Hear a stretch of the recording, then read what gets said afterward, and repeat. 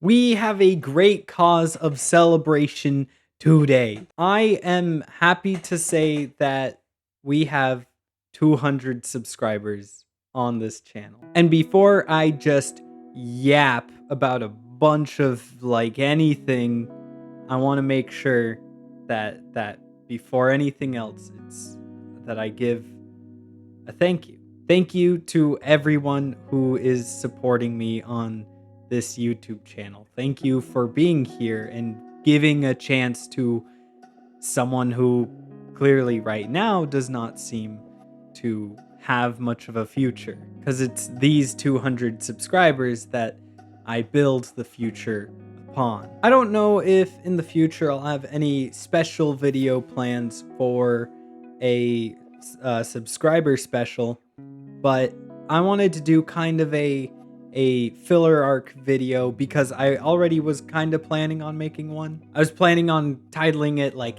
YouTube has humbled me, or something like that. Cuz throw YouTube in the title and apparently it gets 600 more views than any of your other videos on that like segment of your channel will get. And that was a huge blessing for me because it got me a lot of subscribers, but also it set a good precedent on the algorithm to where it was pretty hard to imagine that my Frankenstein video was not gonna do well. And a lot of planning went into that Frankenstein video, technically. I guess in reality, the Frankenstein video was initially written and filmed all of last year, and I edited a good chunk of it before procrastinating.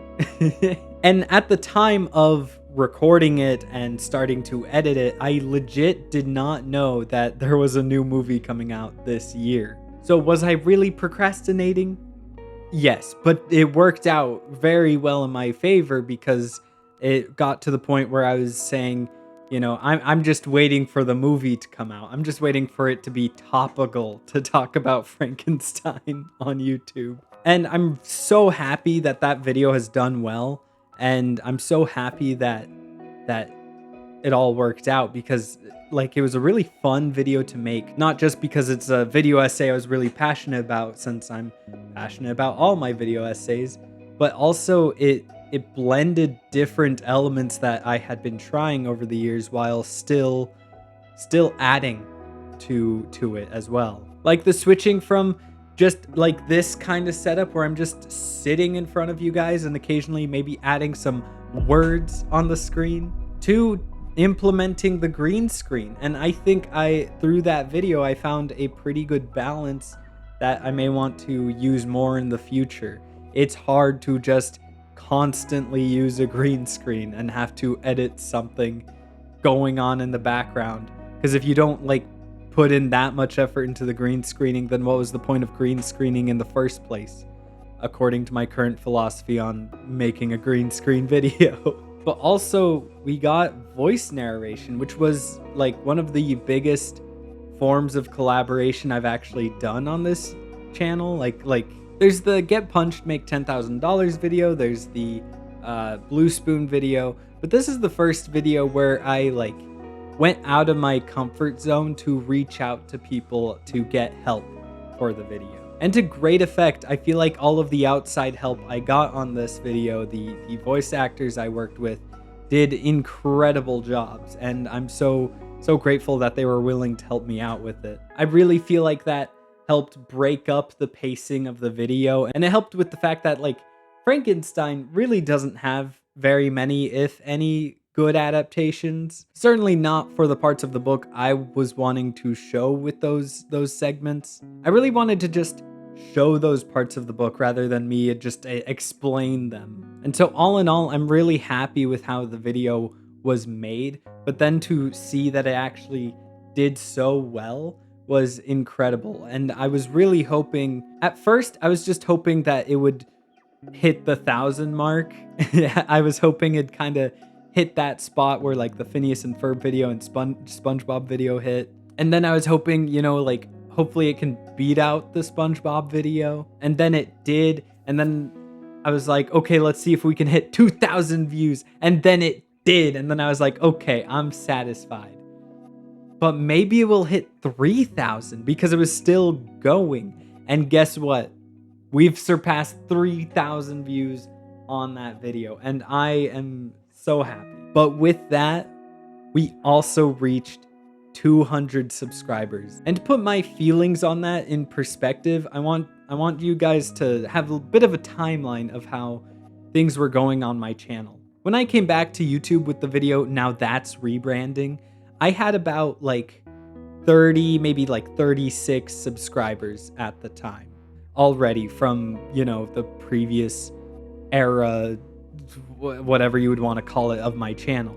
And about a year and a half later, after the SpongeBob video and just before my Dark Knight video, I reached 100 subscribers. I already had a couple dozen subscribers, but even then it took me like about a year and a half to reach that 100 subscriber count. So to just 1 year later be at 200 subscribers is insane to a degree, and I'm so glad to reach that.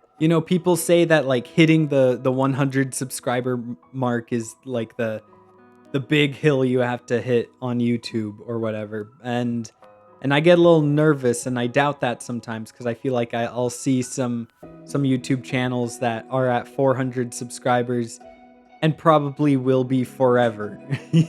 And obviously, I don't want to be in that group. So to see the pace this takes and see that even though I was feeling very stagnant in the algorithm for a little bit, I still can manage to crawl out of that, and that people will support that. I still can manage to make a video that outdoes all of my other videos by a long shot, and on top of that, gain a good following from that. That's humbling, and I really can't put words to how grateful I am to all of you for joining in, especially when currently I have to keep building, I have to keep making stuff now. I do want this to be a career at some point, and so now I have to ask myself, like, how do we get to the next hurdle? How do we get to 300 subscribers? Ultimately, my biggest goal at the moment is get to 500 subscribers. Because at 500 subscribers, I can unlock the hype feature.